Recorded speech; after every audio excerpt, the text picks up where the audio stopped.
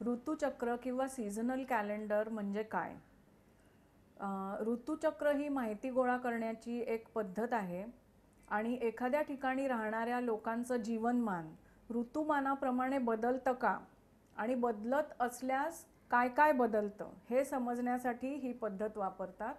ही पद्धत गटाबरोबर वापरतात आणि याच्यामध्ये ज्या गोष्टी समजायला मदत होते त्या म्हणजे कामाची उपलब्धता, अन्नाची उपलब्धता, स्थलांतर आणि प्रत्येक ऋतूमध्ये त्या वस्तीला काय धोका असतो अ, ते सुद्धा ह्या पद्धतीमुळे समजू शकतं. उदाहरणार्थ पुराचा धोका असलेलं गाव हे आहे का, किंवा जगाचा संपर्क तुटतो का पावसाळ्यात पाणी साठल्यामुळे, किंवा एखाद्या उन्हाळ्यामध्ये एखाद्या गावामध्ये पाण्याची कमतरता निर्माण होते का, हे सर्व ऋतुचक्र या पद्धतीमध्ये समजतं.